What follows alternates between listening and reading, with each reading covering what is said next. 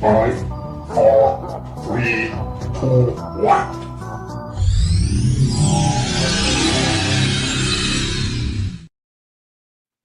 And Zeb isn't the first in tonight because I was on the live stream before him. Evening, Zeb. Good evening, Zeb. Hope you're well. Hello to everyone else. We're back again. Dave's had his stitches out. Yeah, still tender. Still tender, but person. can you operate with your headphones better? Yes. Hey. They're a bit. They're not perched on the back of my head. Good afternoon, Mick. Good afternoon, Evening, one and all. Pulsar. Hope everyone is well. Yeah. I'm sort of all right. Tell you what, it's chilly. It is. It's been damp today. So I've had one problem this week. That's getting better, but now I've got another. The back's playing up again. It's all gets on your wick. Yeah, pain in the back. Got lots to do tonight. Lots to talk about, and yes, lots. News, sad news, good news, and for a start, if anyone, I think it was on, was it Monday's or Tuesday's ranking? I didn't realise Rocky was snoring. He was driving them home. It's part of it's his channel. It's part. Yeah, and I thought, I think would say, "Oh, you got to re-record it." No, no, re-record it. Anyway, so apart from Rocky snoring all the way through when I was recording and sitting on my feet. Oh, Pulsar heard the story. Yeah, brilliant, isn't it? See, everyone loves Rocky. It gave you that atmosphere. Well, Rocky. Everyone loves Rocky, so it doesn't matter. Yeah, but anyway, in the last 7 days, we've had 7,996 views. Pity 4 others didn't watch it. We'd have had 8,000. There you go. 14 new subscribers as well last week, so thank you very much. So what was the top 3? And they've all come from this week.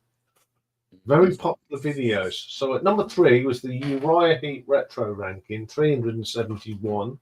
Boy, was that tough. I left out so many. Number 2 with 442 views, Blondie album ranking, very popular band.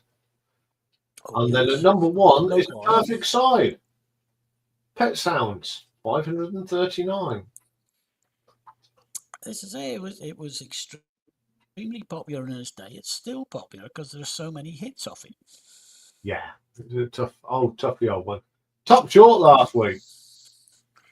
Motorhead, the Ace of Spades. Thank you very much. 617 people. Now, I'm not going to read this out again because, believe it or not, the top 3 for 28 days are the same 3 on the same short. That's never happened before. But the difference is, in the last month, we've had 25,194 views and 68 subs. That's good. That's good. So we'll have a look at the overhaul. We're now up to a massive 614,884 views. That's a lot of people, isn't it? It is. Yes, and now we've got 2,530 subscribers. I never thought I'd have that many when I first started. I thought, oh, if I get 100, I'll do well. Yeah. Long time ago. So what's in the thing? So we always do the top 5 now because there's always movers and shifters. At number 5, Mike Oldfield is now on 4396. The one to be watching in the next few weeks will be this one, Jethro Tull, 4438. This is a new album coming out. Hang on. Was that the Shoshana sleeping one? No, that's the album ranking. The full album, right? Okay, right. You see, look at this. I like this. Yes, we know, Martin. Yeah, I know that's a good joke. Yeah, he's going underground. Yes, that made people tick. So where were we? Yeah, so Derek Riggs is 4472. The Mozzie Slade 5201, but still at top of the pile, and I don't think no one will catch this. Status Quo studio albums, 10,214. It goes up little by little. Yeah, while we're talking about Rick Buckler, as you know, if you say, I put up a little tribute to him, bit of going underground and a few great pictures of the great man. And two people put a thumbs down on a tribute video. Big ignorant. Very ignorant. You can put it on any other of mine. I don't give a flying fig. But this is a tribute to a great drummer, the man that sort of kept the beat of the jam, and people. That's so disrespectful, not just for the fans, but you don't know who watches that. Mm-hmm. Disgracing. Yeah. Absolutely disgraceful. Anyway. Yeah, Paul Diano 4468, top short. Good. So what have I been listening to? Well, I've had a bit of a change around, and I've been listening to some Swiss heavy metal by Crocus. Yeah.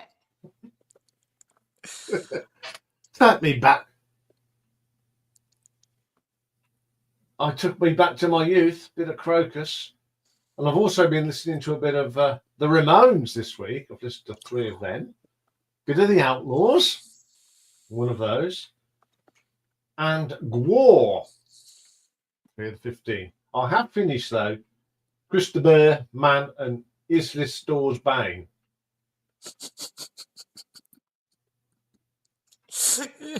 You want to get it right?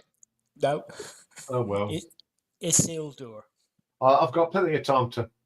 I've got about 5 weeks to actually get it right. Yeah, I'll give you a phonetic way to pronounce it. Yes. Looking forward to Man. Yeah, that's coming up soon next month, I think. Pulsar. Because the ones for the marathons, they do get in a lot quicker than others because of things. Now Rocky's just had a drink, so we know where he's going now. So it is time for Hatches, Matches and Dispatches. Right. Well, there's enough bump in this week's Hatches, Matches and Dispatches, so you can take your time. Okay. Come on then, do a wee wee. Dispatches. No, I don't want a wee wee, but he does. Dispatches 5 this week. On the 12th, the late Tommy Hunt, American soul singer with the Flamingos, passed away. And as you've been mentioning in the chat, on the 17th, Rick Buckler, new wave drummer with the Jam. But also James Muir, Scottish prog rock percussionist with King Crimson, passed on the same day, overshadowed by Rick Buckler. The 19th saw the departure of Snowy Fleet, an English-born Australian rock drummer with the Easy Beats, and apparently it's been announced within the last 5 hours, Carl Cochran, American guitarist. He's noted as a KISS associate. He played with Joe Lynn Turner's band, and he had his own band, Voodoo Land. Apparently he had passed today. Birthdays, the Hatches. We've got 14 for you today. So the youngest is 22-year-old Olivia Isabel Rodrigo. She's an American singer-songwriter and actress. Good for her. 29 today is Mabel Alabama Pearl McVeigh. She's a British, Swedish, Spanish singer and songwriter. She's actually the daughter of English music producer Cameron McVeigh and Swedish singer Nina Cherry. 37 today. We all know this lady because she's been in the news. Robin Brianna Fenty, Barbadian singer, businesswoman and actress. She's the best-selling female recording artist of the 21st century, according to Guinness World Records. And she's also, according to the Recording Industry Association of America, the highest certified female digital single artist. As of last year, 2024, Rihanna is the third wealthiest musician in the world. She has 7 US Diamond certified singles, 14 #1 singles on the Billboard Hot 100 at the same time. She's the recipient of various accolades, and she's one of the best-selling recording artists of all time, with sales estimated in the region of 250 million units globally. Damn, that's impressive numbers. Anyway, 48 this today is Edwin James Graham, English musician, best known as the original drummer of The Darkness, and as well as the subsequent successor band Stone Gods. 50 today is Brian Thomas Littrell, an American singer and a member of the Backstreet Boys. I got that right as well. You did. 62 today is Ian George Brown, English musician. He was the lead singer and the only continuous member of the alt-rock band Stone Roses from their formation in '83, and he's still going. 65 today is Key Marcello. He was born Kjell Hilding Lothwol, Swedish rock guitarist with Europe and Easy Action. 70 today is Jonathan Edward Brandt. We know him as John Brandt. American musician, business owner, best known as the bass player for Cheap Trick from '82 to '87. He was also a founding member of the Chicago band The Thumbs. He formed them with Tommy Aldridge and Pete Committa, and has also played with an awful lot of people: Chris Spedding, Robert Gordon, Lou Reed, Diana Ross, Leslie Gore, Jason the Scorchers, Mickey Free, and others. And he has appeared on over 30 albums as composer and bassist. 72 today is Canadian musician David George Taylor. He's best known as the long-serving bass player from 1982 to 1998 for Bryan Adams. I've seen him there. Yeah. Also 72 today is Christy Marlana Wallace, but we all know her as Poison Ivy. American guitarist, songwriter, arranger, producer, and occasional vocalist, and she co-founded The Cramps. And you're going to have a lot of fun listening to them. 77 today is Stuart Tyson Kindell. At least that's the name he was given whenever he was born. He's an American guitarist, best known as one of the founders of the founder of a punk rock band, X, and we know him as Billy Zoom. 82 today is a retired English record producer and audio engineer, known for his work on albums by Emerson, Lake and Palmer and Yes, and that is Edward Offord. 84 today is Canadian singer-songwriter and producer Buffy Sainte-Marie. I'm not going to go into much because there's some controversy surrounding her. Yes, so we'll leave that to this. Yep. And Granny today is 85-year-old Barbara Ellis, an American pop vocalist, and she sang the little vocal group called the Fleetwoods. And as far as we can tell, they are the oldest living vocal group to have been in the Billboard Hot 100 as a vocal group. It was a trio, and they're all still alive. Anyway, the matches, we've got 3 and 2. So we've got 3 matches, we've got 2 disc matches. So back in 1968, there was a future Monty Python comedian by the name of John Cleese. He got married to an American actress by the name of Connie Booth. Unfortunately, they got divorced in 1978. And then in 2016, we had 2 weddings. Paramore's lead vocalist Hayley Williams married New Found Glory's lead guitarist Chad Gilbert. They got divorced the following year, 2017, but American R&B singer Ne-Yo, and that's N-E-Y-O, married Crystal Renee Williams. Their marriage lasted until 2023. But the disc matches, oh, what fun. 1974.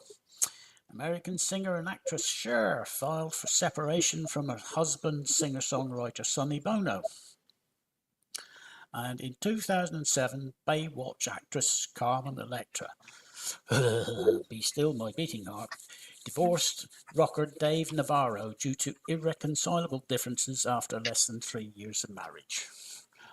So there's your hatches, matches and dispatches. And while we were talking before the show started, Ian and I were nattering about the Jam. And the Jam, man. and we were arguing a bit as to what we thought were the best 3 albums from the Jam, or what you might call a holy trinity. And I'm sort of going, well, you could go this year, this year, this year, this year, or you could go this album, this album, this album, or you could go this chart position. So I reckon my holy trinity for the Jam would be Setting Suns, which reached number 4 in the UK, Sound Effects, which reached number 2, and The Gift, which reached number 1. But Ian had a different theory. So I might tell you that later. Yeah. So there's a thought for you all. Go and think about what would be the holy trinity of a band that you love. Let us know in the comments. Yes. Yes. So what do you want to do next? Do you want to do the wheel or what's on next? Let's get the wheel out of the way, shall we? Okay. Well, get me. Okay, so I need to do present share screen. Come on, give me the option. Thank you. Come on, screen action. There we go. You can make me bigger. There we go. I'll make it big. Okay. So just to be on the safe side, we'll give it a shuffle once, and we'll give it a shuffle twice, and we'll give it a shuffle 3 times. No, let's do a 4th. Okay. We need 3 years tonight. So the first one is for the US Top 10, 6th of March, 1966. Oh, what a good year. Yay. So, let's give another one. This is going to be for the 20th of March, and it's the UK Top 10.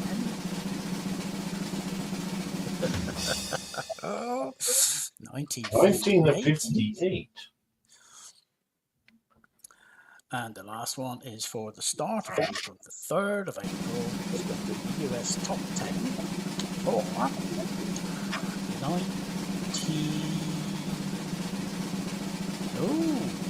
62.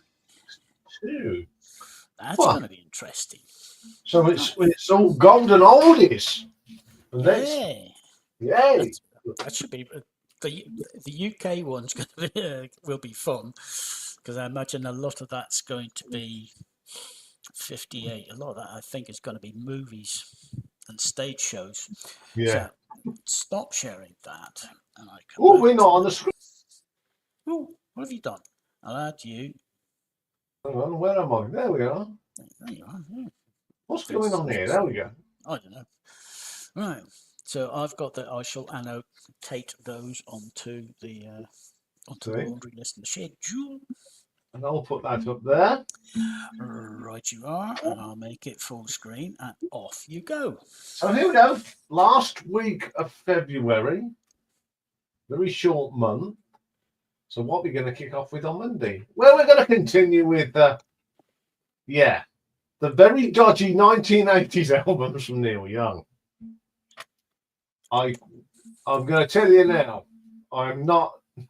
He's going to get a bit of a spanking on Monday because I just don't like this period. I mean, look at his hair for a start. What was he thinking? Oh, I don't know. It's not so much the hair; it's more the sunglasses and the bright yellow tie. Yeah. Lots of robotic voices, but you'll find all that on Monday. No, Perfect side. We're It's going to not look at the Perfect Side. Metallica album, not the Black album. It's called Metallica. Toughie. But everyone calls it the Black album. Exactly, everyone. Yes. So Tuesday, they're going, okay, there's no Ladies' Day. There is a good reason. So we're going to do the solo albums of a famous wakeman, not Rick, but son Oliver. And what a great selection of albums he's done. Retro ranking next week is a tribute one, and it's to the late John Sykes. I've been listening to some of my favourite John Sykes songs that he played on, and we're going to have a few great ones and brilliant stuff from John Sykes. Wednesday, not just Marathon Day, but Ladies' Day. We're going to look at the albums of Miss Kim Wilde, including her new album, which came out at the end of January. So we go on to Thursday. Got quarterfinal 2 between the dark horse of this year's Battle Royale, Midnight Train to Georgia, up against the Who substitute. Pick and mix next week is the Camera's View, and it's a Black Sabbath. Now, someone actually asked for this one, and it's from the Cross Purposes tour. The band at the time, if I can think, was Geezer Butler, Tony Iommi, Greg Nichols, and Bobby Rindelli. And Tony Martin on the vocals. What we're looking at. That takes us swiftly through to Friday. Live album ranking, we're going to look at Nick Cave and his Bad Seeds. And we've got a one-off album review. And it's the very underrated Buckingham Nicks. The album that sort of probably got them the gig with Fleetwood Mac. And then on Saturday, it's March the 1st, but we've got a birthday who has a birthday on the 29th of February. But Hugh, who's one of his relatives, says he likes to celebrate when it's not late year on the 1st of March. And then next Saturday, Richard and I are doing a little thing. We didn't know really what to call it. There actually is, Dave, a midnight train from Birmingham. And it's what we've called it is 12-inch and CD single bonus tracks. The tracks that only appear on the 12-inch version or your CD single. Let's see. So that was a bit different. Yeah, I've got it down as CD and 12-inch single bonus tracks. Yeah. And in a few weeks' time, we've got a really good one, which we'll tell you about that at some stage. Yeah. So that's what's happening next week, anyway. So hopefully, if we do that, I will be still on the screen. I don't know. For some reason, it's not playing, is it? So there we go. Yeah. That's all happening next week. Yes, is there a midnight train to Birmingham? Yes. Yeah, there is. But it doesn't leave at midnight. I think it leaves at 11:30. Yeah, it gets to Birmingham for midnight. No, it gets to go back. It usually gets into Birmingham around it gets in there just before 1 o'clock in the morning. Is that GMT or BST? Depends what. All I know, I had to be spatted at midnight midnight every day of the week. I used to do late. There we go. Yes, thanks for these young rankings. I went through my CD and found I've missed some classics. Yeah. Trans, yeah. and there's a follow-up to that. Homegrown and Chrome Dreams. Yeah, they're all coming up. Mm-hmm. All coming up. Oh. But Terry Wilson has to go. His phone battery's getting up. Get yourself a charger and plug it in. Come on, Terry. Well, thank you for dropping. Yes. By. It's always great to see Terry. And Mick's been an ex-fan since '79. Mm-hmm. Yeah, you're not the only one that thinks it, but it got slated, this album, which I won't go too much into it, but it is a very good album. I like it. Right, well, you prattle for a minute. I'm looking for. They're on the list, Pulsar, somewhere.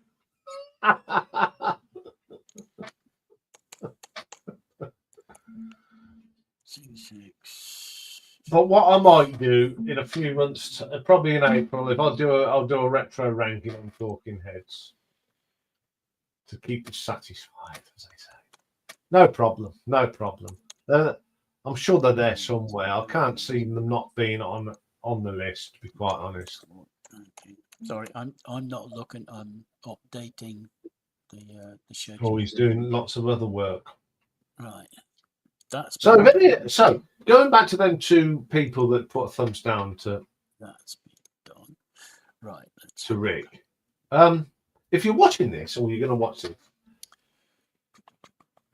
put them up to a thumbs up. This is the man that sort of kept. It was the beat of the Jam. I mean, him and Bruce, they were the engine room. I know there was only 3 of them, but they were great together. They'd be sadly missed. Well, I'm sure the others will want to talk about Rick when they get up here and the Jam. Well, I remember that my very first thing I think I ever heard by the Jam was Eaton Rifles. And I just loved it. Absolutely loved it. Classic. A great little bass and then Nick on the drums. A great song. Great stuff as well. Talking Heads haven't been done and aren't listed. Well, we better put them on the list. Yes. Love the Jam, wouldn't eat mine without touch bro. Yeah, I mean, I think the only big regret is that they never got back together, but there must be reasons. But I did see a really nice tribute from Paul Weller, and honestly, yeah, Rob, you're absolutely right. You know, never to be forgotten. What a great drummer. I'm going to put my neck out and say he's probably one of the best drummers of the 80s, along with Clem Burke. You know, they were. Yeah, Russell Harrison made it. Yes, he did. Talking Heads only did 8 studio albums. I know. Surprisingly. But In the City. Yeah, good track. And it's Pulsar that asked for them, so. No, I did go in Underground with a tribute short because it is one of my favourites. Oh yes, songs. Jim has said John Mayer, the Buzzcocks, another. Yeah, Jim's absolutely right. The Edgar Broughton Band. Let's have a look. We'll put it on the list for you, Dave. as our comedy. Edgar Clem and Frost, Stuart yeah. Copeland. Yeah, I mean Stuart Copeland, another fine drummer. Yeah, I mean people forget that Stuart Copeland was in Curved Air for a little while. And I forgot to take my phone out. 6, 8. I'm going to put the Edgar Broughton Band and the Broughtons in together. 1, 2, 3, 4, 5, 6. That's 8 albums. Yeah. But the question is, and I think when the rest of the panel come up, what is the Holy Trinity for the Jam? What 3 albums have come after each other for you with their Holy Trinity? I'm going to tell you mine now. And so when it comes up, you can either agree with me or disagree with me. So I think there, for me, it is all mod cons, Setting Suns, and Sound Effects. That for me, they were the 3 Jam albums that did it for me.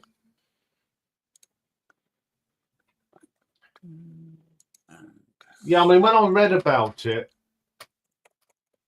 I was, after a short illness, so it's pretty such. Yeah, Richard, I think that Richard agrees with me. I know Rob Walker's in the gallery tonight. What do you think, Rob? What's your 3? Because I know you're probably you're one of the big Jam fans. So, here it is. All 3 great minds think alike. Yeah, brilliant albums. So, what about some of you, rest of you? Be interested in what everyone else thinks. I'll put just in case people haven't got it.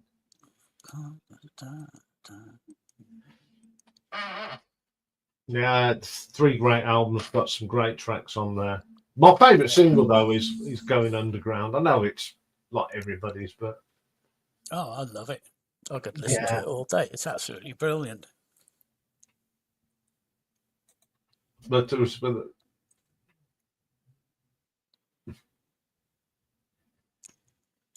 you see, that's the other way you could have gone. You could have gone in the City All mod cons and Setting Suns. That's them 4 albums. To be quite honest, the first 4 albums are fantastic. The Gift, I'm not so keen on because it sounds like Style Council for me. But that's that's me. I know there's a lot of people out there that like The Gift. Yeah, I mean, The Gift was the one that went to #1. That's why I said. That's why whenever we were doing our little spiel, that's why I said. There we go, Nick as well. Setting some seems sound to be the effects. consensus of the gallery and Pete and us that it's all mod con Setting Suns. This is it. We're being proved right. There's multiple ways of looking at it. What do you? And as you keep saying, we all hear the same piece of music differently.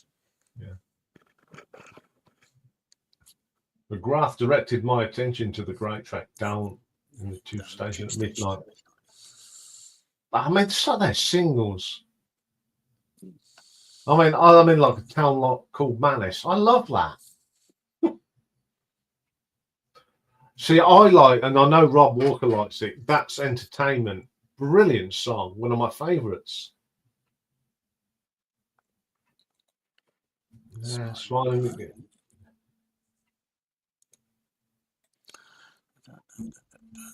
So, I mean, I think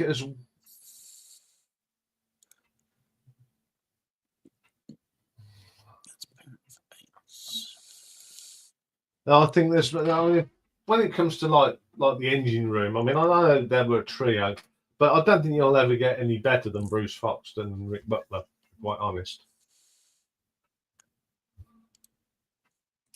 Ooh, Jim Beam, controversially.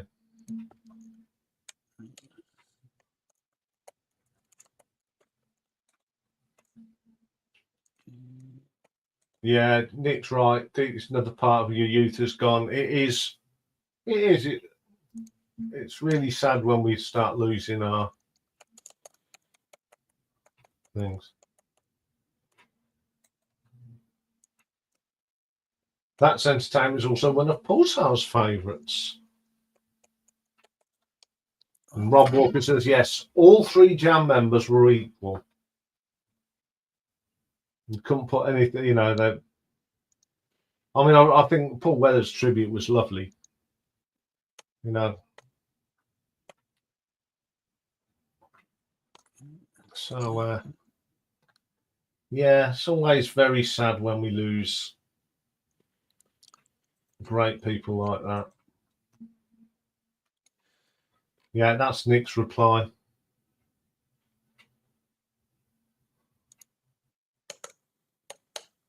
Yeah, well, I was watching that when it happened. Well, it wasn't very. That was sad as well.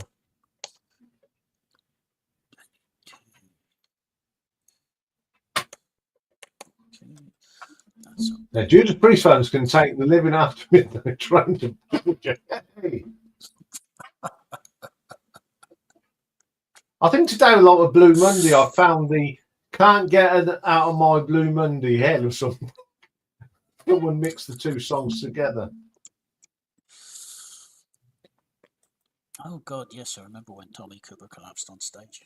Yes, I was watching it. Yeah. A lot. They all thought it was part of the act. They didn't really. Yeah, they did, didn't they? You know. Yeah.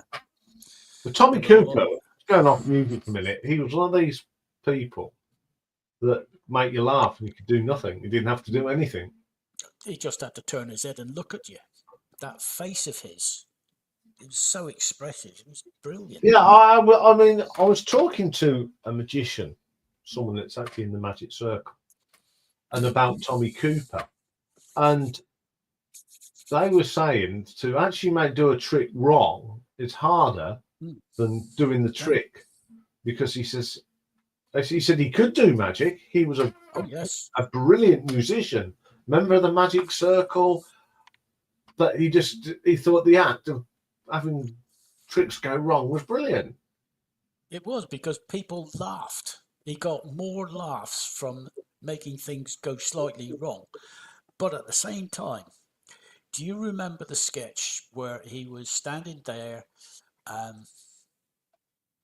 He had 3 tubes and 3 bottles and 3 oranges, and he would put the tube over an orange, lift it up, and the orange was gone.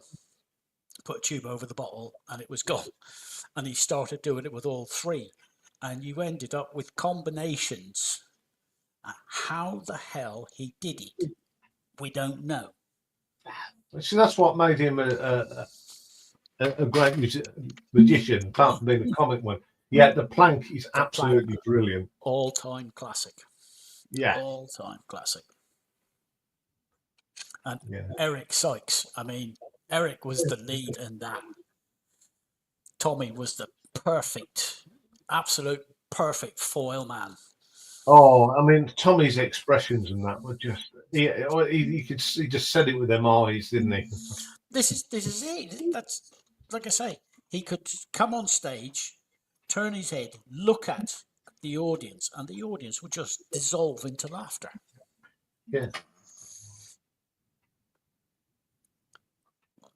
Right. I need to sort that out. So I drove for Goose. Yeah, he wrote. I mean, he used to have an office with Spike, and their office was opposite a funeral director's. And and Eric says this is a true story. One day, Spike rang the doorbell, laid on the pavement, and went, "Service." Yes, it's a true story. Spike was up for all sorts of funny little things that he would do on the spur of the moment, and whenever you think back on them, they're bloody hilarious. Hello, I don't like that when that does that. What's The that? little blue circle. Oh.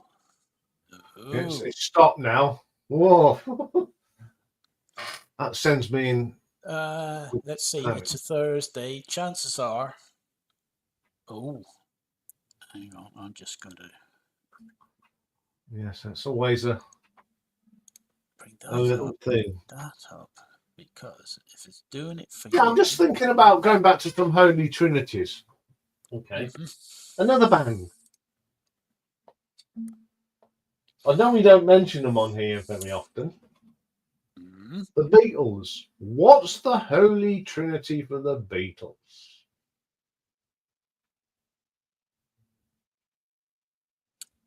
Yes, Jim. He was. Hmm. Funnily enough, Sister Mary was down in Dublin last week. She went to see a play. Dr. Strangelove, stage version. Did they include the improvisation bits? Not overly, but she was. Guess who was supposed to be playing Dr. Strangelove? Steve Coogan. Good evening, Mike. Hiya. Evening, Mike. What are we talking about?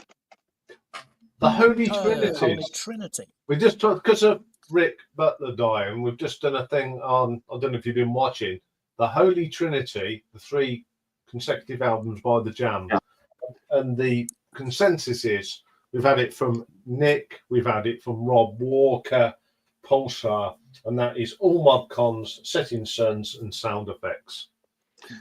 Yeah, I think that's about right. I mean, In the City might just creep in there, I think, on some days, but when they only had, what was it, 6 albums altogether?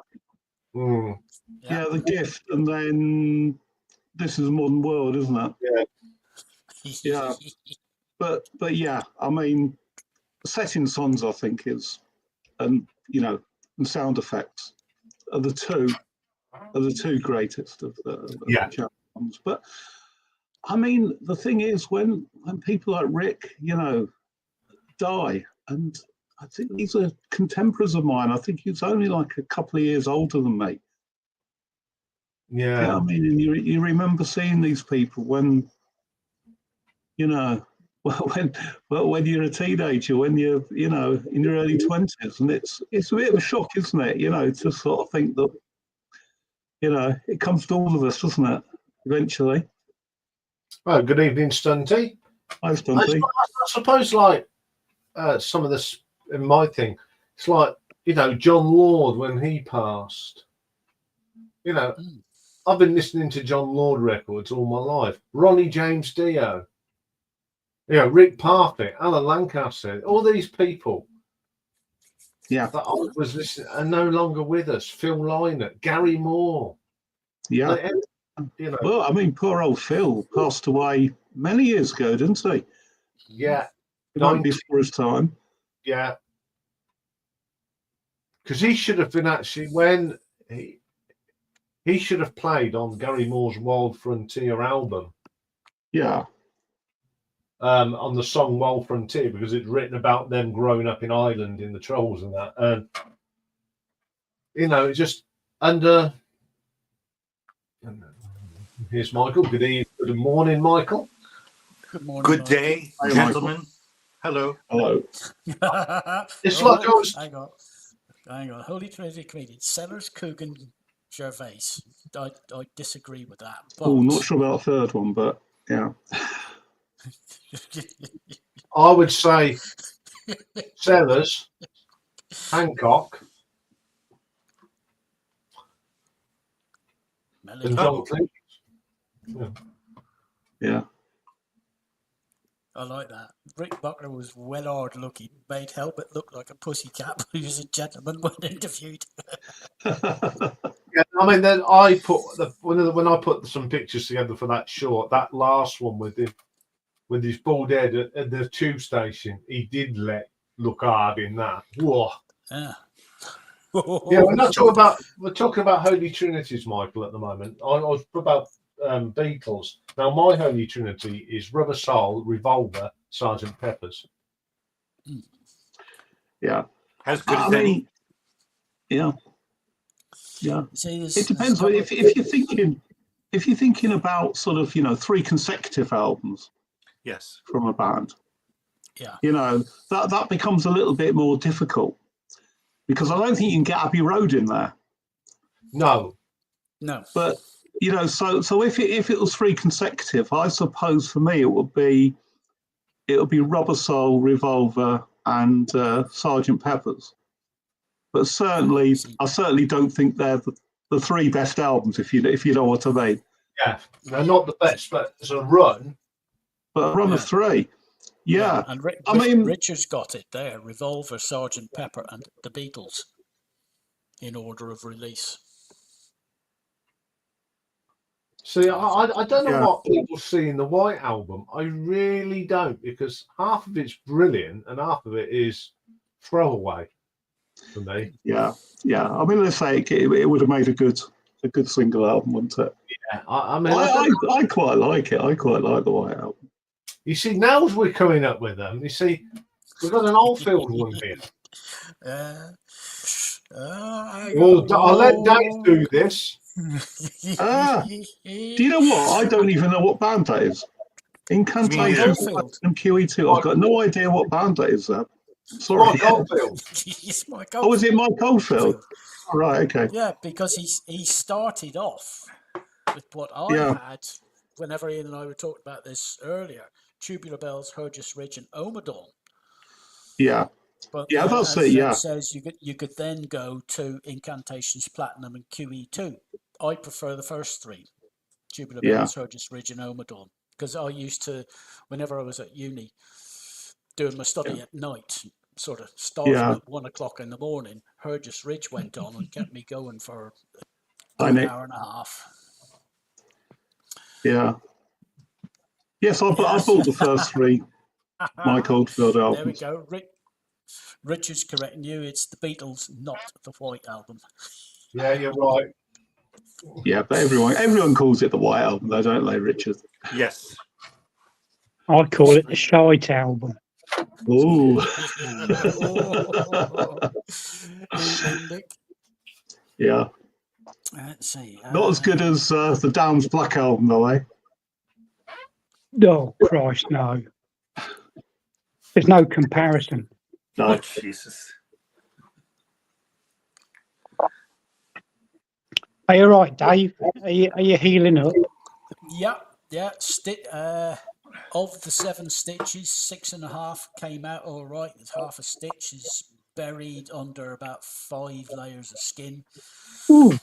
I couldn't get it out, so they said, right, leave it in. It'll do one of 3 things. It'll either work itself out, it'll become infected and need to be cut out, or it'll do nothing. Oh, blimey! Well, we've got some comedians: Bernard Manning, Les Dawson, Dave Allen. That's some good finds. Dave Allen, yes. Yeah, I used to love Dave Allen's television program. Yeah, I did.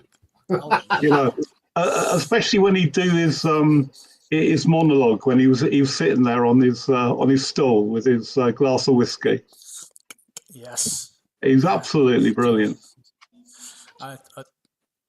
One of the best ones of those was the time how he lost his finger, the end of his finger. Yeah. The Catholic Church weren't a fan of Dave Allen, though, were they? Well, no. Now, I mean, my favourite sketch is the funeral. There was my mum, good Catholic woman, didn't like Dave Allen, thought he was irreligious, thought it very bad. She actually sat and watched one of his shows one night, and she was corpsing with laughter. She started to like him, and she got where he was coming from, and she appreciated his humour. He was a genius. He was brilliant. Yeah, there's one sketch where he's doing Holy Communion and he takes off the chalice lid and it's thing builds. Yeah. You know, one of his little sketches, is the partly the inspiration for the madness, nutty sort of walk they do, but they're all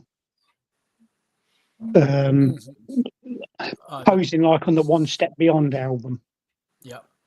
They do like a nutty sort of walk, you know, all together. Like I don't know how best to describe it, but his sketch where you got all these men walking out their houses on the way to work every morning, and they end up going into a sardine factory. the inspiration for the like I say, the madness sort of nutty walk came from that sketch. Richard, yes, I do remember James Young. He was a Northern Irish comedian he was able to cross the religious divide and make jokes about both sides during the Troubles. But yeah, I heard bits and bobs about Rick on the day it happened, but to be honest, I didn't believe it. I didn't take much notice of it. And then the day after, the odd bits and bobs were being put up online, and yeah, couldn't believe it. We all know it's going to come one day, but it doesn't make it any better, does it? When it happens. No, it doesn't. And like I say, there's another part of my youth gone, and loads of other people's youth. I still love the Jam today. They're one of the few bands where I can more or less sing every single word to every single song that they released. Yeah. And I was like a lot of people here in Britain. I'd never heard of them until going underground, hit #1 in the British charts. Well, as I said, and even then, I never took a great deal of notice of them. And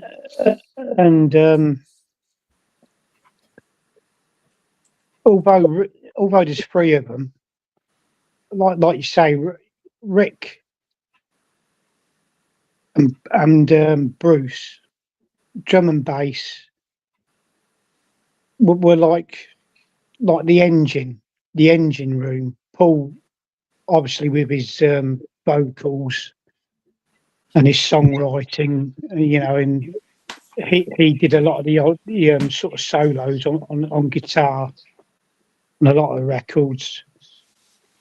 But I don't think an awful lot of credit goes to Rick and Bruce, to be honest. no, I mean, my record I heard was the Eaton Rifles, and it blew me away. That bass line at the beginning of Eaton Rifles, I'd never heard anything about it like that in my life. And it was, dum dum, you know, and then Rick hitting them drums that hard. He made drumming look so easy.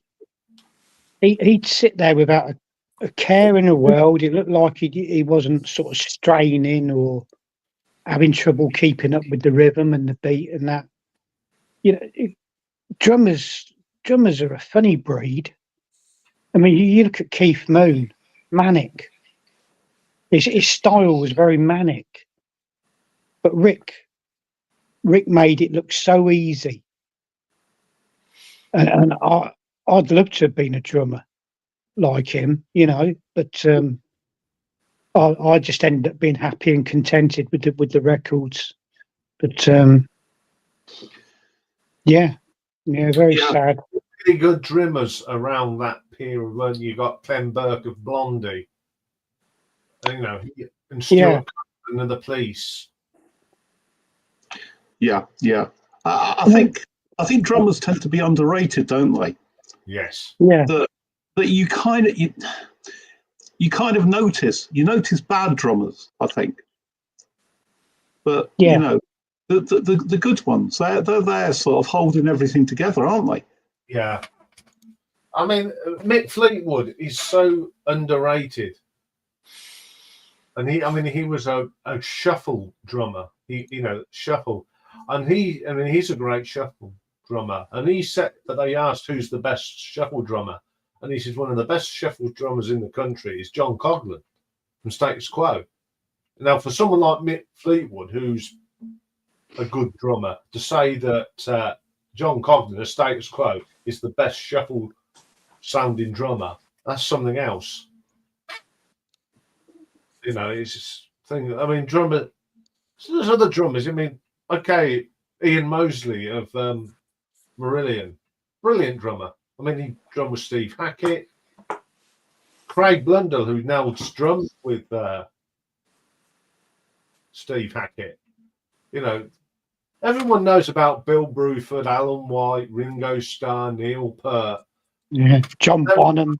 But there are other drummers in other bands that are as good. And I think Rick Buckley was one of them. It's like Brian Downey of Thin Lizzy. Another good drummer was Mel Gaynor from Simple Minds. Don't get enough credit, do they? No. Does Phil Collins get enough credit? No, I suppose not, to be honest. What do you think, Michael? I mean, like them early Genesis albums, Phil Collins drumming on some of them, like Supper's Ready or, great drumming, wasn't it? Absolutely. Yeah. Apocalypse in 9/8 is very difficult to follow. Yeah, no one's ever replicated it, even though the tribute bands, they just can't. Yeah.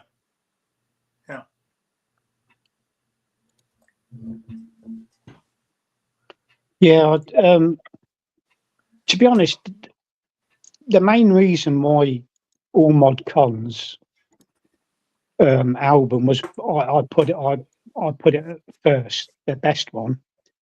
It was the very first Jam album I ever owned and ever listened to. Yeah. Basically, Setting Sun's brilliant. I absolutely love the track Private Hell. Yeah, it's one of my favourites as well. I've always fancied doing one of these four corner type videos where you're picking your top 5 favourite Jam tunes. And Private Hell would be in there, even though it's not a single release, it's an album track. I'd have that in my top 5 any day of the week. Even the live version on the Dig the New Breed album, I quite enjoy. But sound effects. The Gift, I just don't get on with. To be honest, I even like their first two. They often get panned, but I think they're okay. I love their earlier, sort of more punchy, sort of heavier. In the City's a really good album, I think. Yeah. Yeah. And it's a good tune as well, the actual song. Yeah. But, I think I'm agreeing with Nick. I think The Gift, I really did struggle with that, but the other 5 are just, there's not much between them, is there? Yeah. Don't you think, though, with The Gift, that Paul Weller was starting to sort of move in, that other direction, the Style Council direction. Yeah. And you can, with sort of hindsight, you can hear that, can't you? But was it Mick Jones, the other one, Style Council? I can never remember. I'm sure it was. He played on a couple of tracks on the Setting Suns album. So the friendship was already there. But there you go. No, another one gone. Yeah. Anyway, I went off screen. I went and picked some records. Oh, good for you. Yeah.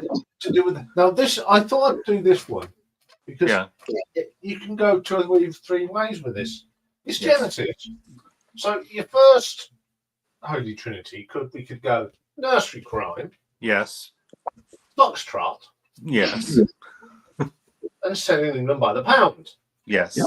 But if you want to include another album, you start at foxtrot, Yes. set in England, and of course the Lamb. Yeah. Yeah. Or you could start at Trespass. You could start at Trespass and go Yep. and have Pick of the Tail, yeah, and Wind and Weather. You know, there's so many ways to go with Genesis. Yes. It's a bit like Status Quo as well. I know none of you, like you guys, are not as big Quo fans as me, but hang on. Yeah, I did bring you I think that's an understatement, Ian. an understatement, yeah. You see, Status Quo, you could go, well, see, you know, you could go Pole Driver, hello, Quo. Or you could go Quo, hello, on the level. Or if you wanted Blue for You, you'd go On the Level, Blue for You, and Rocking All Over the World. I didn't bring that one. But I think it's all down to taste, isn't it? Yeah. They're one of those bands that a lot of people they sort of take the mickey of, don't they? But they're one of those British bands that be really sorely missed. Yeah. Yeah. I mean, they were a great live band. You know, I don't doubt that. Don't doubt they were. a good time band. You know that. You know, you'd always come away sort of like feeling a little happier, wouldn't you? Yeah. Yeah. Some bands only had 3 records, Yeah.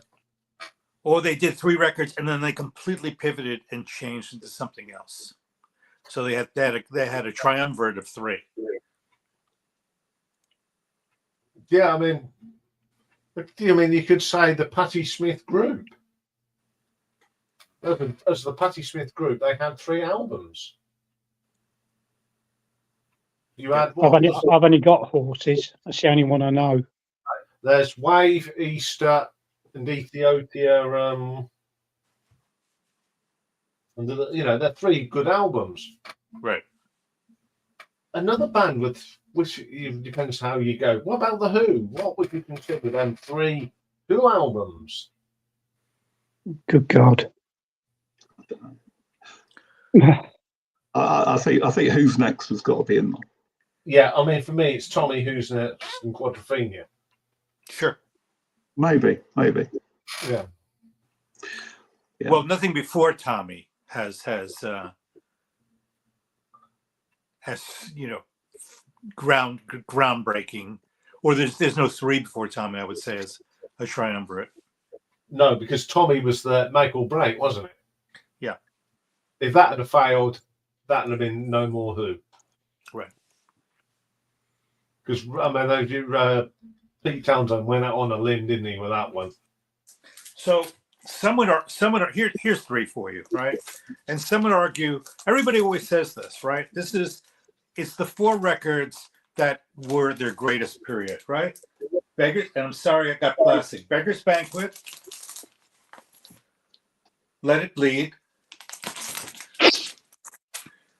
Sticky Fingers, and I don't have it anymore, but Exile on Main Street. And those are the most important Rolling Stones records. I think you're right, Michael. I really do. I mean, but then you could go the other way and bring in Goat's Head Soup. Yeah. That's a good album. Yeah. Yeah, I like that one. I haven't heard any of those Michael showed for many a year. Whenever I come across them, they're always a bit too pricey, you know. Oh, it's too bad. Yeah. But Ghost Head Soup is a good album. I picked it up dirt cheap at a car boot sale, and I to be honest, I didn't think I'd like it. But when I got it home and played it, yeah, fantastic. Really loved it. It's a good album. In fact, it's the only Stones studio album that I actually own. Oh. And again, sort of, it was just that sort of, it was that time, sort of early 70s. I was getting into music, so Apart from them albums, the person that really saved, I think, the Rolling Stones was Mick Jones. You mean Mick Taylor? Mick Taylor, yeah. Mick Taylor, Yeah. sorry. He was the one that saved the Stones. Yeah. I don't know if he saved them, but I mean, he breathed brand new, fresh life into them because the way his guitar playing played off of Keith Richards. I mean, Brian Jones was the master of instrumentals of instruments, right? There wasn't an instrument that he couldn't pick up and master. No, I mean, it's like very much like in Led Zeppelin, John Paul Jones, isn't he? He was the glue. They had Jimmy Page, the great guitarist, but it was John Paul Jones on the keyboards and his orchestration and his mandolin. You see, where would you go with your Holy Trinity of Led Zeppelin? Because I don't think you can. There was not 3 albums on the trot. I'd have to jump. I'd go 1, 2, and then I'd go. I don't own a single Led Zeppelin album, and I never will. I love that. Not for want of an opinion. I don't hate them. Yeah, it's just they're not my thing. No. Well, let me put it this way: I wouldn't go out and buy their records now because I mean, I don't really yearn for them. I don't feel like a need that I'd have to own them. The times have changed. Tastes have changed. Still appreciate that's it, Michael. It's like right. I mean, Exile on Main Street. I wouldn't go out and buy it again. I still love the record. If I got lonely for it, I'd play a few tracks. I mean, it took me years to appreciate that record, especially all the blues stuff. But I certainly wouldn't pick up a Led Zeppelin record now. No. Yeah. I recognise their place in the grand scheme of things, in rock and roll. Yeah. They're one of those bands. I think there's a lot of people in this vinyl community, Malarkey, that, you've got to have this, you've got to have that. And they're always in there. And it's the same with bloody Pink Floyd. I find Pink Floyd depressing. Yeah. I've only listened to 1.5 Pink Floyd albums, and that was enough for me. Right. I've never heard Dark Side of the Moon, Really? and I don't want to either. Well, yeah. But I mean, going back to Led Zeppelin, they're of their time. That sort of late 60s into the early 70s. They were the biggest band in the world. Yes. And I bought their albums, but I've got no desire this day to nowadays to actually sort of like really go and play them anymore. I think as far as Led Zeppelin are concerned, I think it's it's a dog that's had its day. Mm-hmm. And I'm sort of with you on Pink Floyd, Nick. Even though I do like them, I think they were always massively overrated. And Dark Side of the Moon is, well, it is just so incredibly overrated. It's not a great album from start to finish. I mean, I much prefer Wish You Were Here. I think it's a better Floyd album. you know, Yeah. but you know, Medal as well, you know, it's another album I like. And the early stuff, you know, which of course is a completely different band. You know, That's so, you know, to Heart Mother. yeah, I know. Pipes at the Gate of Dawn is an amazing album. Source Full of Secrets. You know, these are all. I mean, for me, if I was going to do, as much as I love, you know, I love Dark Side of the Moon, I would have to go for a good trinity. It's the first three. Because if it weren't for them first three, you wouldn't get the next three. Yeah. I think it's one of that's one of them bands you cannot do without the other. The first three are the most important Pink Floyd albums ever because they went to boundaries that no other band had tried. Because then you got Medal, which sort of, you know, Medal to me is a combination, The Source Full of Secrets, Atom Heart Mother, and Pipers at the Gate of Dawn. It's the Kuluni Cloud, especially on Echoes. That's got everything from them first three albums. Yeah.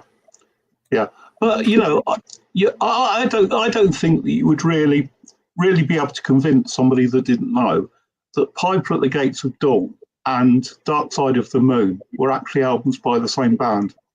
Mm-hmm. Totally different, aren't they? So your Paul Sale's right, you know. Love, but overall I prefer Breed. But yeah,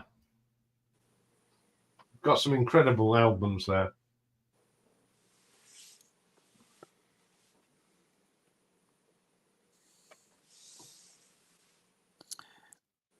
You want to? I like the comment Simon left. That one. Yeah. Baldy on side. Yeah. Oh, yeah. What a brilliant tune that was. Yeah. Really different and quirky, wasn't it? Yeah. That's what I like. Something different, something quirky. You know, something where you people are thinking from outside the box. Yeah. You know, I was listening to yesterday, in fact, was Pterodactyl and the Dinosaurs. Oh yeah, Seaside Shuffle. Because you know who that is, don't you? Yeah, Jonah Louie. Yeah. But again, you know, it was one of those, you know, it wasn't it? It was a really big hit at the time. About what, 1972, about that sort of time. Yeah, it's like this one I was putting together Richard's 5th birthday top 10, Richard McCook's, and the Resurrection Shuffle, Ashton Gardner and Dyke. I've forgotten how good that song is. Again, it's different, wasn't it? Yeah. And the Push Bite song, The Mixtures, which is basically In the Summertime by Mungo Jerry. Yeah, but that's it, isn't it? You know, I mean, you can talk about, you know, sort of music being great and you get all sort of pompous about it, but you know, at the end of the day, it's what makes you happy, isn't it? Like, those are the best tunes. Yeah. Oh, it's like today's top 10 I did from 1981. What great tracks in that top 10. Return of the Lost Palmer 7 was in there. We'll Bring the House Down, Slade. Oh, Yeah. But it also had the oldest swinger in town, Fred Wedlock. Oh my God. Oh yeah. And Your Face that kept Ultravox. Yeah. I know. It's incredible, isn't it? The Great British Republic. Yeah. What's funny that Joel Dolce wasn't even Italian. No. I think he was. Wasn't he Australian or Greek? He was born in America, but I think he was. I don't know. I think he was some like Italian, but it was as far away from Italy as you could think. Yeah. I hated that fucking song. I know. When I did a charity thing, we got a load of old cheap records, and people paid so much to just have the record destroyed, and someone paid 20 quid to actually fire an air gun through it. So we put Danny it on. Baker used to do that on his radio show. Yeah, that's where we got the idea from. Yeah, he used to set fire to records and all that sort of stuff, didn't he? Yeah, it was all that. This we used to win the summer fight. We used to do it outside, obviously, but we had all sorts. We had We ought to do that. Yeah, what? on this live stream. Yeah, On the Story Records. pick a record you absolutely detest. Yeah. If you could find it dirt cheap, by all means do so. If not, write it down on a bit of paper, put it in the bin, and boom. I've got a challenge for you two chaps for Leeds in March. Oh. Find the shittiest record that you hate, And we'll do a destroying on a live stream. Yeah. Okay. That sounds good. So we buy something terrible and then Yeah, give and if you send up on Thursday. as well, if you find something you really hate, so you don't get left out. Yeah. But that's my challenge to my tooth, because that's coming up. It's not many Saturdays away now, is it? well, you can just put them on the ground and stomp on them, right? You don't have to set them on fire in public. Due to health and safety regulations. Yeah. Right. Yeah. I don't really fancy sitting here in a room with a vinyl record on fire for that. Yeah. Well, that's for another time when we can do it outside. Yeah. Yeah. How about cut it up into bits and put it in the blender. Yeah. Yeah, great records by terrible bands. Oh, that's a tough one. It is, isn't it? It is, but I'm sure given enough time, I could probably think of some. Well, there would be one-hit wonder records by a band that did something. Either they did one record, it was a joke, but it has some longevity. That's a tough one. Hmm. I don't know who falls into that category. I don't think I can think of any off the top of my head. And I'm really, Yeah. I think that would need some research, doesn't it? Martin, what we'll do, we'll go with that, and we'll let you know when we've found some. Yeah. Thought about it. And Yeah, Simon. another live stream. But thanks for that, Martin. That's an excellent thing. Get our brains rattling. Yeah. But yeah, I mean, what else was in this top 10 today that was really good? Can't remember now. But apart from two tracks, well, Romeo and Juliet was in there, Dire Straits. Yeah. But yeah, ruined by oldest singer in town. I mean, what an old tripe that is. I listened to it and thought, shit. I remember when it come out and I laughed at it and then I thought, shit, that's me now. Space Oddity is a great record. I'm not a particular David Bowie fan, but I do like that one. It's It's a good album as well. But do you remember Laughing Gnome though? Oh, Blimey. It was a sort of it was very much a sort of a cash-in sort of single by the record company. I think it was D-Ram who had it. And on the back of sort of Bowie's success, they released this thing that he did in about 1967, The Laughing Gnome. yeah. Well, I don't know, there's still stodgy stuff on his debut album. Yeah. I always thought it was pronounced It's Durham. easy to do terrible records by great artists, great bands. Yeah. Yes, it is. Martin has given you a brilliant challenge.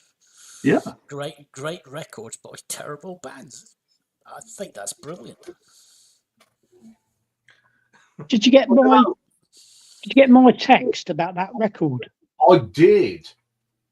I watched the video. Blimey, we've got to go, Nick. It's fucking huge, isn't it? What's that? Apparently it's in a garden centre. I saw that. I fancy going there. The what? Yeah. Yeah, just outside Spalding, isn't it? Yeah. Yeah. I couldn't, and apparently he's got other outlets as well. He's got one in Stamford, which is only half an hour from Spalding. Spalding's only about an hour or so. I go past it on the way to Skegness or Ingermelds. Yeah. Yeah. Yeah. It would take me probably a couple of hours to get there. Yeah. I saw that video, and so I went on their website, and it looks fantastic. I was like, When he said he's got loads of 7-inch singles at 50p each in the basement. yeah, that's what I was going. Yeah. Yeah, I really fancy going there as well, chap. So yeah, we'll have to talk about that one then. I think that's another day out. I think that's going to be a summer job, that one, I think so. Yeah, yeah, with the light nights and that. So but that it looked great. I mean, I found when Nick sent me a message, you've got to look at this, and yeah. I was just flicking through watching bits and bobs, and I went and put it on. I went, bloody hell! I mean, the thing he went past like a heavy metal, and there was all these Halloween picture discs, and you know what? We'll have a bit of that, thank you. It does look like the sort of place you could literally spend hours in there. yeah. You could get lost in there, couldn't you? Yeah. Oh Christ, yeah. I thought we'd probably go when we go. We'll spend 3 or 4 hours, and it won't feel like 3 or 4 hours to us. Yeah. Who posted the video about the store? Do you remember? I can't remember what they're called now. This is not the guy who did the 5 record stores in London that I said. No, it's not him. Okay. No. Seems like everybody's doing record store in London, in the UK, like 6-inch Pianist. Seems to be a new trend. Profiling stores. Yeah. John, 6-inch Pianist, he does it every so often when he visits the record store. Yeah, he did one recently. So it's nothing new to him. Yeah. Yeah. Yeah. Yeah, we'll have to make that a date then sometime. Yes. I can't recall what the channel name is. No, me neither. But I'll have a quick look because I think I've subscribed to him now. Yeah, I did as well. Yeah, because it's quite a new channel, isn't it? Yeah. Would that be Back in the Groove? That's it. That's the one. That's the one. Yeah, that's it. He's getting back into his records, isn't he? Yeah. Right. Yeah. But I've never heard of the place. No, me neither. Oh, It looks like the sort of place you go there, and if you didn't come away with something, oh bloody hell, you need your head wobbling. You know? Yeah. But I mean, I think you know from the video and also from sort of looking at their website, it seems there's kind of something for everyone, isn't there? Because they've got some, you know, they have quite a lot of collectible stuff there, but there's also a lot of you know, a lot of cheap stuff. Yeah, bargains. I mean, I noticed that. I just, you know, me and me bargains. I think cheaper than a charity shop. What is cheap with you guys? In other words, £5. 50p for a 7-inch single, especially if it's in good condition, that's a bargain. Yeah. And it's for like, a record, I always head for the for a 3 albums for a tenner, or there's one guy that does 4 for a tenner. Yeah. Yeah. That's where I pick, and that's where I picked up my triple album, my ELP triple live album. That was in the bin with. So I'm getting 4. I got 6. It's definitely worth sort of like rummaging through these bins, because it might be 90% rubbish, but it's the 10% you're looking for, isn't it? Yeah. Yeah, but you could say the same thing about car boot sales. I'm looking at Rob's comment. Yeah. Inevitably, you've got to sort of wade through the chaff to get to the wheat. Yeah. I think that's the only thing that that I would say about it, is that there might be too much there. Sometimes some record shops are a lot easier to sort of like look through the stock than others, aren't they? Yeah. And I'm thinking, sort of like the two sort of big secondhand stores in Leeds, sort of Relics and Wall of Sound, are just totally different. Relics is well organised, has a lot of stock, but it's not overwhelming. Wall of Sound, as you know, it's a basement crammed floor to ceiling with sort of records in no particular order. So you feel compelled to go through everything because. Yeah. Well, you have to move. You have to move piles of records to get to the ones underneath. You're a site boy. It's like you work there. But that's the charm of it. Yeah, exactly. Exactly. Yeah. I know you get 2 hooligans like me and Nick that knock over books, CDs. Yeah, well, you're. I know. There was that big pile of record collector on there that was sort of teetering on the brink. If I had my way, I'd have gone through them all. Yeah. But obviously, you don't want to stand there watching me looking through old magazines. But we'll make sure that we make time for All the Sound then, when you're up next. Oh God, yeah. I've got to go and get my dose of Wall of Sound. I mean, I picked up that Genesis 3x3 in there. That's the last place I'd expect to find that. Oh well.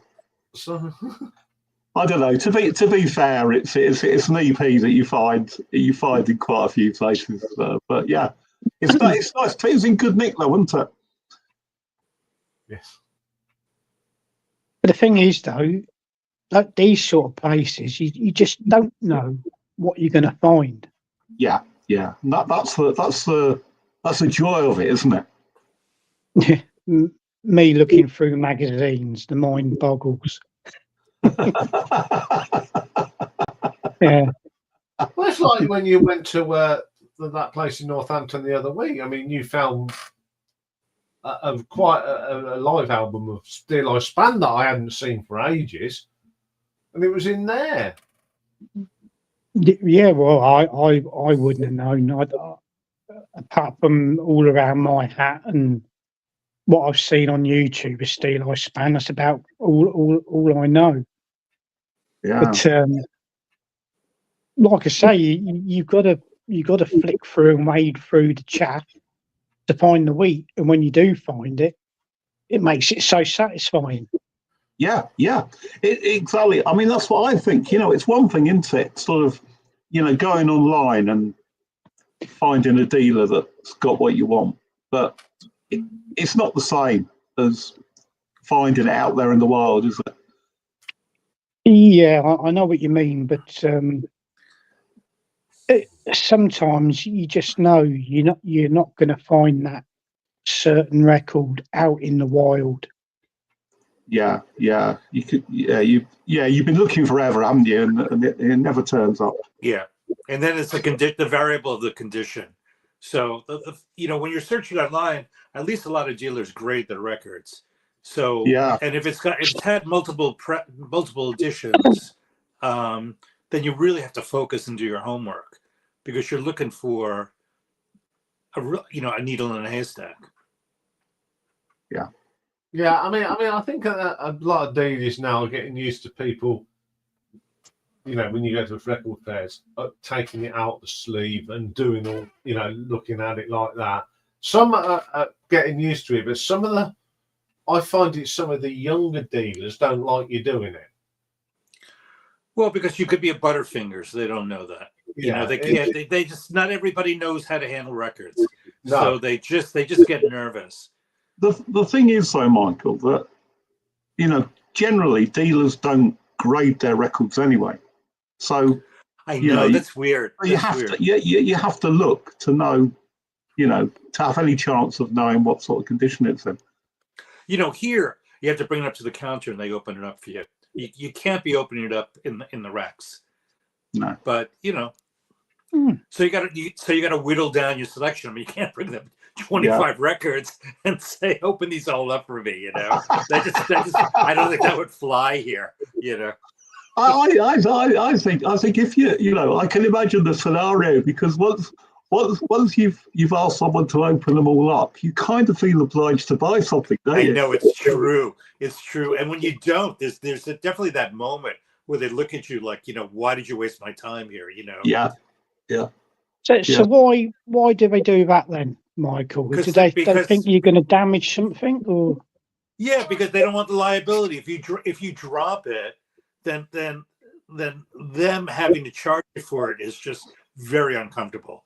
So it's better that the store staff drops the record than Mr. Mr. Prospect. It's as simple as that. Yeah. I remember I think it was at one of the Six Fields record fairs last year. This guy was getting really with this bloke. This bloke turned around to him. He says, "I've been in handling records where you were still a twinkle in your daddy's eye." Oh dear! I bet that went down really well with him. Well, all right, mate. I understand that you know what you're doing. Yeah, I don't think there's, you know, a particular problem with sort of you know, getting the records out and having. The new trend here is you can audition. I'm seeing this everywhere. Good turntables with good stylists, where you can audition to use records in a shop. I think that will probably be a trend in outside of Japan too. Yeah, don't you think? Northampton does that. You know, if you want to, can you just pop it on to see what the conditions are? Yeah, no problem. You put it on, cranked it up, and you spend half hour listening to the album, and then I want it. Yeah. You know, I mean, a couple of the vendors at Leeds have little record players. Yeah, I've seen people do that at the record fair at Leicester. Yeah. But I always get the impression that some of the dealers are worried that the people doing this are going to, there's a little imperfection there. Yeah. You know, chances are going to knock the value down, the price down. Yeah, but at least they have a hot prospect ready to negotiate with them. You know, they can always say no. Yeah, exactly. You know? Exactly. I often wonder what the you know, what is the sort of the kind of sweet spot for sort of negotiating at record fairs. You know, what do you think, chaps? What do you reckon is the sort of like a reasonable sort of discount to ask for without taking the piss? No, you could always hold up your phone with a competing price at another store that's 20% less. If I brought an album off a dealer at Leeds this coming record fair, it was 32 quid. I'd say, would you take 30? Yeah, 9 times out of 10, they're going to say yes, aren't they?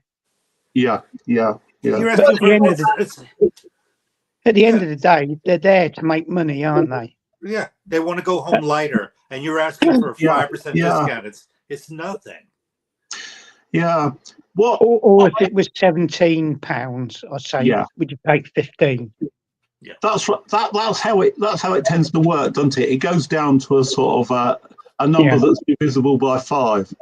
Yeah. It's like when I brought that Spotniks record I looked on it, I said to him, I said, it's a shame that someone scribbled on it. And he says, I'll knock £5 off. Okay. Yeah. I mean, sometimes I've been surprised, you know, and I mean, my sort of opening gambit is just to ask them, you know, what's the best you can do? And does that bloke who sells all the 7-inch singles? Does he sort of bargain? You can bargain with him. He's a bit of a It's quite a hard one, but you I mean, I've not bargained with him. He has knocked a couple of quid off. Yeah, he sort of rounds the total up, but he does seem a bit of a tough nut to crack. Yeah, you know, with him, you know, he's got the little cards on top of the records with the sort of like the letters and telling you how much they are. So what I tend to do is I kind of get what I want, and then I sort of add it all up. So I know how much it is. Yeah, I think and then he'll do it. He'll do it. And you know, I've always got a price in mind. Yeah. And I think you're right, Rob. Yeah. £12. You know, you'll get it for 10. Yeah. Exactly. But yes, it's rounding down is sort of like quite a good way, isn't it? And I mean, it's like that guy with that Spotnik. If he'd have said, "Oh, I'll knock a couple of quid off," I'd have gone with it. But when he said 5, I reckon he was just happy to get rid of it. Your eyes lit up. Yeah, thank you very much. I love that. Yeah, that's right. Yeah, I think you're frightening the other customers away. Well, they do. I bet he did. I bet he thought, bloody hell, it's not old enough to know who the Spotniks are left. Well, that's right. Yeah, but I know this is a bit cheeky because of things I might have said in the past. But can I show you a couple of records that I got at a charity shop? Sure. Yeah, because there's a little story. Okay. Right. Oh, Mr. Producer. Yeah, I'm going to make what? him big. Yeah. So I was in Headingley on Saturday afternoon because it was the start of the rugby league season. Leeds were playing, and they were bloody awful, especially the first half. And we lost 12-10. But on the way to the ground, I decided that I'd have a look in Oxfam. And Oxfam is about the only sort of charity shop that does sort of, you know, quite a good range of records. So I had a look through, and I found these two, and it's the first 2 albums by The Rumour. They got this one, Max, which is on Virgin. And then you got this one, which is Frog Sprouts, Clogs and Kraut. So that insults at least 4 European nations. Oh, jolly good. This is nearly on Stiff Records because it's an American press and it's on Arista. But I found these two, and then I noticed that it was nearly kickoff. So I had to go. So what I did is I took a chance and I shoved them into the classical music section. Oh, yeah! Shame on you. I know. I'm a bastard. Oh. And I came back Monday, and they were there. You filed them away. Yeah, they were exactly where I left them. And I thought, well, I'm not doing Oxfam any harm because I'm going to buy them anyway. And if somebody finds them, then they're going to buy them. But I found this as well. This is one that I hadn't noticed, and it's the third album. Yeah, I've always liked that cover. It's great. Purity of Essence, yeah, and this is on Stiff. They did 2 albums on Stiff. So I thought, yeah, that was really good, and they were only about sort of I think one was $4.99 and the other 2 were $3.99, and they're in good nick. And but then on on the wall, they had various sort of albums that they decided were sort of quite, quite collectible. You didn't Also- start taking them down and hiding them, did you? No. Well, they were massively overpriced.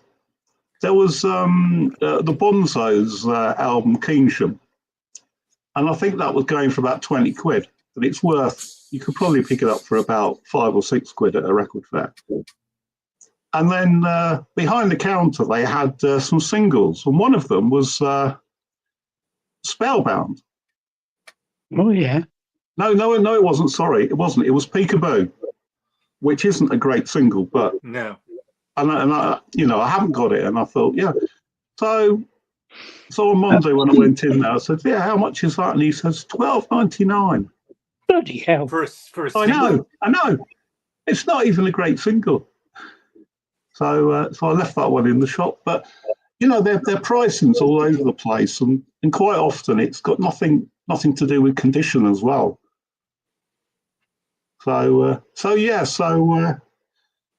was quite pleased to get those through 3 albums by the Rumour. That was a good day out. That was. Apart Yeah. from Leeds. Yeah. Yeah. I'd have gone back with a guilty look on my face. You've never done that, then, you? I've done it. I've done it. Yeah. Well, I can't. If anyone says I haven't done it, they're lying, because I used to do it in where you'd go out on a Saturday afternoon, and you'd find an album, and if you could find it cheaper, you'd get it. So you'd hide it in, as you do, the classical or something really obscure. And then you go back, and then if you can't find it, you go back to the original shop.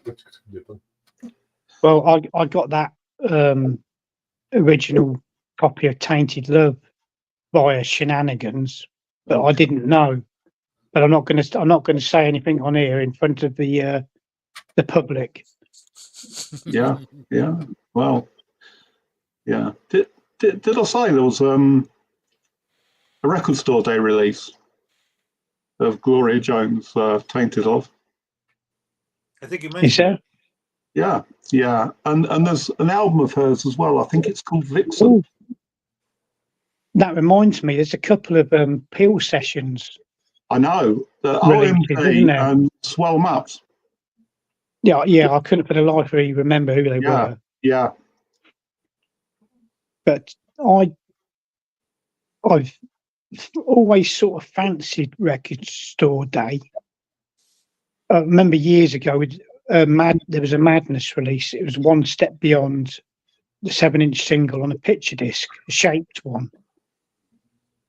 And I had to go to work that morning, so I quickly did what I had to do at work. Got home, washed, changed, checking the internet. But people were buying this One Step Beyond picture disc. I think it was about 25 quid. And lo and behold, they had it up on eBay and goodness knows wherever for £100. And fucking idiots were buying it. Yeah. And I thought, well, you thieving, robbing bastards. Yeah. If this is what it's all about, then I want no part of it. Exactly. Okay, it's up to you what you do if you buy something and flip it. But it just didn't sit right with me. It didn't seem right. No. To me, that's not what it's all about. Especially when you watch a lot of the American videos, Record Store Day. There's a lot of camaraderie, and there's a lot of there's a bit of a fun element to it as well, I suppose. Exactly. But, I always get talk to people. Yeah, but I've never got involved. The only Record Store Day releases I've come across by accident. Several months after the event. Yeah. And I was thinking about doing it last year. There's a shop just off the A1 near St. Neots in Cambridgeshire. Is that the guy that does the unboxing videos? That's it, yeah. Yeah. He had one copy. He sets up outside, doesn't he? he's got a converted garage in his back garden. Yeah. It's only a small sort of shop. He had one copy of the X-Ray Specs album. It was a picture disc. It wasn't Germ-Free Adolescence or whatever. It was a special record store day reissue of another album of theirs. And I thought, shall I or shan't I? And then I thought, well, the prospect of me going there and managing to get hold of this one and only copy he had was pretty remote. But then I found it online on Discogs for half the price of what they were charging. But I'm kind of tempted to have a go, even if it means me queuing up outside a shop for about 3 hours. I can take a camping chair with me or whatever and just sit down and. Yeah, so what I do, Nick. I'll take a flask with me, and I'll take a little camping chair, and you always strike up conversation with the people on either side of you. Yeah, but I wouldn't tell them. It's pissing down. Yeah, but I wouldn't tell them what I was after. Oh no. Especially you don't tell the person in front of you. Yeah. But there's a Madness covers album, isn't there? Yeah. They've already done one years ago called the Danger Men Sessions. That was their alter ego band. Yeah. I'm not sure what one is though. Is it sort of just a collection of the stuff that's already been released? I think some of it is. Some of it's stuff that's appeared on previous albums, I believe. But you'll find, especially with Madness fans, it'll be snapped up quick. Oh yeah. And I'm presuming the bloke's still alive and still got his shop and still going to be doing record store day. Because I'll ask him if he's getting hold of any copies of it. But the thing that narked me with him, he seemed to be buying an awful lot of stuff, which I didn't think he was going to sell. To me, it was naff. But obviously, I've got no taste in music. But I'm always amazed at the stuff that sells really well on record store day. Yeah. I expect things very, very retro. Sort of some 70s reissues and stuff. And yeah, it does really well. I think it's a George Harrison that's in the list as well. So I'm sure loads of people will buy that. I'd like the Madness one. Yeah. And there was like I think there's a ska album as well. Ska. Oh yes. Jazz type album, I think. There's what's his name? Is it Jimmy McCook and Scatolites? Yeah, I know what you mean. Yeah. And there's there's one of these ones that it's part of a series. I think this one's called 400% Dynamite. Yeah, I know what you mean. Yeah. There was another one as well. I can't, for the life of me, I can't remember what it was called. But I've got Scatolites albums already. But I don't want to be buying stuff and then finding I've got duplicate tracks. Yeah. I'd rather it was an album which I don't already have the tunes on another album. Yeah, I see what you mean. Yeah, I mean, there's only one I'm looking for. Well, I won't even get it on the day, and that's the Quo live album, One Night. And there's an album coming out, One Night at Glasgow. It's the only one I'll be interested. What about you, Michael? Is there anything you're looking out for? No, not especially. Yeah. You'll just see every one of them cases. Oh, I wouldn't mind that sort of thing. And I come across record store day issues in Japan, 10 years old that weren't sold. That's still in stock. Yeah. it's just not that. It's not that. Yeah. It's not that intense here. Yeah, Do I you know think it's it's a good? dangerous. Do you think record store day is a good thing then? Was it just a load of hyped up old cobblers?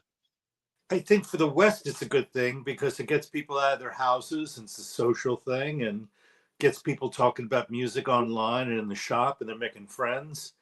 But I mean, here they're not a social people. I mean, they don't even talk to Right. each other. There's no such thing as striking up a conversation with a stranger here. I mean, it's just Oh, not right, yeah. done. So the Yeah. whole culture of record store day, it's so foreign here. You know? That's really interesting, Michael, isn't it? You know, that's sort of like, yeah, the sociology of record store day, yeah. But there is an album that I really do want, and it's a live album by the Saints, you know, Australian punks, Yeah. and it's got a yeah. brilliant title. It's called Paralytic Tonight, Dublin Tomorrow. I've never listened to anything by the Saints, to be Oh, honest. you should. Yeah. I'm going to a record fair on Sunday here. That's 10 small stores I've never heard about. It's going to be all outside at Kawenji train station. So you know, it's just I don't mean to like, you know, drop a turd in the punch bowl, but you know, it's like people have said to me like, "What's record store day like in Japan?" And I'm like, every day is record store day. I mean, you have no idea. Yeah. It's like, you know, it's just the amount, the volume of it here is just incredible. And Yeah. you know, you could send secret shoppers here to buy 100 records at a pop, you know, and ship them abroad. You wouldn't make it's a drop in the bucket to what's here. It's just so much. I mean, the volume is just incredible. And I just discovered there's a new store I'm going to check out. It's called Adult Oriented Rock, AOR. And the whole shop is devoted to adult oriented rock. That's his whole inventory, right? So you've got theme record stores here. We're not even at, you know, general, you know, every genre. You know, we're at Focus, a classical store, punk store, metal store, soul store, you know. Yeah. It's That's just, what I like. AOR. It'd be full of REO Speedwagon and Air Supply albums. It's good. Yeah. I think that's probably going to be one to avoid, isn't it? Yeah. Yeah. But you know, the record stores that you've shown, they're also different. I know. But they all have the same sort of ethos, don't they? You know, the sort of, you know, it seems as though the people that run them really care about running a record store. But you know, they're and dying. they're really They're passionate. dying. They're dying. And the thing is that the next wave of people are not going to, I don't know, are going to be as focused because they're mixing food and clothing and trinkets, right? It's not going in the direction of maintaining the status quo. It's more going, it's going the direction of fusion. So I don't know if they're going to be around in 10 years. I mean, the big stores will, but the specialized stores, I'm not so sure. See, I like the fact of records and food, you know. Yeah. I mean, it was about that going to Japan. I says, "What do you want to see?" I says, "Oh, there's a few bits." But I says, "I want to go for the record shop." You're going to go all the way to Japan to look at records. I went, "Yeah." And but it's not just the records, though, is it? It's the stores themselves. Yeah. I mean, there was one. I can't remember the names of any of these, Michael, that you feature. Yeah. But there was one that really sort of caught my eye, and it was it seemed as though the shop itself was in the evening was their living room. Oh, I think there's lots of art on the walls down a sort of stairwell. Yeah, and it just looked brilliant. It's his selection, right? It's his curation, and that's what a lot of these record stores are doing. They're so into music that they start a store to curate their taste for a buying audience, and if they're good at it, they stay in business, you know. Yeah, I think my favourite one you put up was that old boy that got from behind his decks and started moving with all the girls. Oh, the DJ set. Yeah, that was Yeah, brilliant. The singer, right? The guy, the performer. Yeah, I need to go back there. We were. You can't move in there. You can't move. No, I was trying to explain to this person. I says, you know, I told him actually about your channel. I says, watch one of these Michael Ricefield records. Go and watch one of them videos, and then you'll see why I want to go to Japanese record shops. Because, and I said, I'll leave it at that. Yeah, yeah. I'm doing a reggae. There's three. I'm doing the final one for Tokyo, which is a ska, and it's called Dub Store, and that's going to come out tonight. Not that long. It's like 6 minutes is that long. Is that the one that Ben Rankins mentioned to me? Maybe. Yeah. Maybe they're associated with Record City, and they're very Western friendly. They sell. They've got a good English language website, and you can easily order from them. Yeah. It's the export thing. I think something's odd here in that nobody's really set up to do export. It's very complicated. So you have to come. You got to come.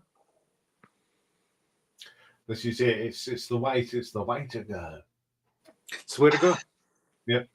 Yeah. Hopefully in 2 years' time, when I get my railway pension. Yeah. Yeah. Hey, is that one we're all going to have a party?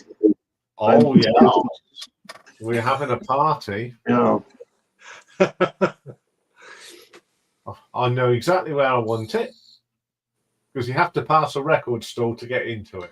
Nick knows where it is. So you get it's a lump sum that it's some sort of a windfall. Well, my railway pension I can draw on it at 60, so I get my tax-free lump sum and a pension. I got you. That's nice. Yep. So yeah, and that will be my trip to Japan. There's one in the town centre as well, isn't there? Is it on the first floor above another shop, Ian? What is? What? Record shop. Yes, there is. It's down near the Durgate. I was trying to think where it was. Yeah, it's trying to picture it. Basically, it's like a little tweed boutique shop, and above it's a record shop. And you always, if you go in there, you always get a cup of tea. Oh, very even nice. better. Yeah. But don't spill any. No. But you know, he likes to talk. You can talk to him for ages about records. I don't think I really go for these sort of new found shops that serve food. And It's weird. With records. I mean, I don't want my album stinking of bacon grease. No. You know. Yeah, that's true. Hey, isn't that the worst thing? You know, if you buy a second-hand album and the person that you've that had it before you was a chain smoker. Oh, I've had that. Yeah. It And you stays just forever. can't get rid of the smell, can you? No. I put them in scented bin liners. Oh yeah. Leave them for about a month or so. Yeah. It doesn't always work, but I've had some limited success. It's like when you go on, you carry on. Yeah, it's like when you go through some of the, you know, like in Heart Foundation, you're flicking through them, and you've got one album that's yellow. Yeah. Yeah. Oh. Yeah, that's right. That's exactly right. Yeah. That used to be the colour of pub ceilings, in the Yes. you know, until the bad, wouldn't it? Yeah, all pub ceilings, that kind of nicotine yellow colour. Yeah, I've got a tissue in my pocket, and I spat on it, and I went like that, and he went, bloody hell. Yeah. And then I showed him the tissue. I went, ah. I don't know. I'd stay clear of them records because I did it once, and the stink. In the end, I just got rid of the record and got it again. The cover was all right, but when you opened it up to get the record up, oh, It's amazing. Yeah. I've seen videos on YouTube. These people looking through bins in old trailers and stuff like that over in America. And like you say, they pick the record up and then they try and open it, and it obviously mice and rats have been chewing it away in there. Mice piss everywhere. They got weak bladders.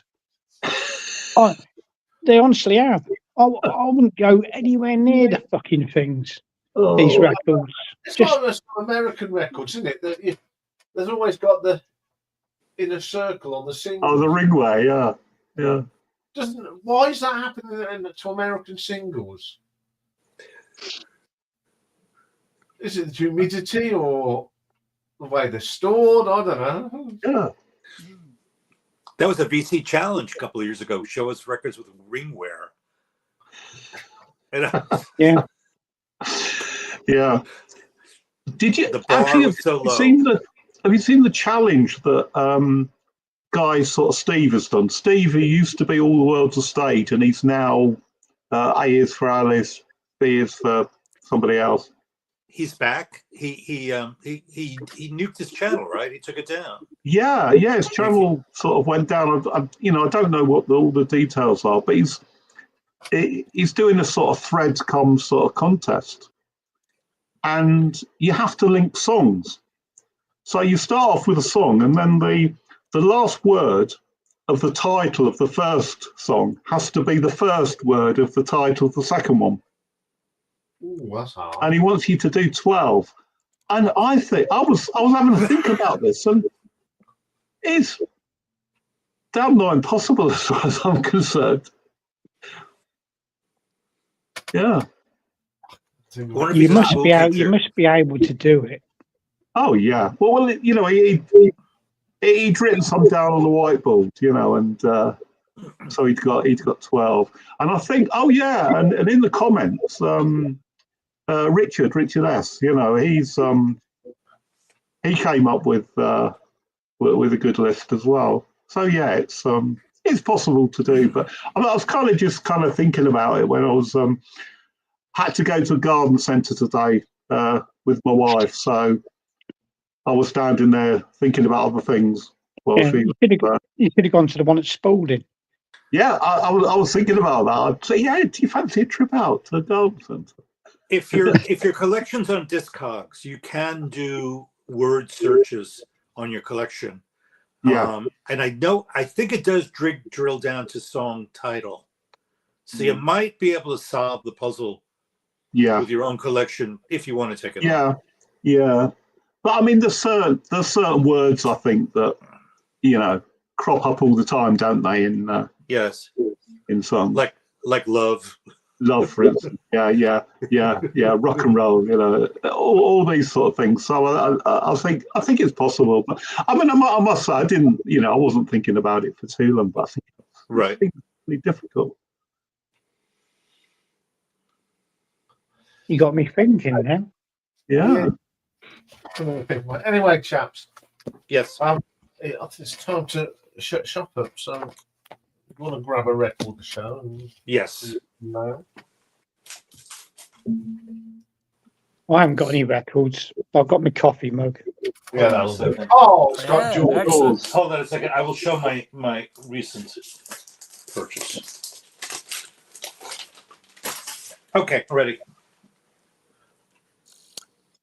3, 2, 1. Thank you. Thank you.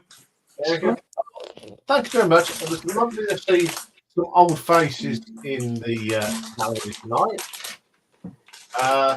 Once again, thank you very much for my panelists, Mike, Michael, and Nick. It's always a pleasure. And we'll see you all next week. So have a good week, everybody. Bye-bye.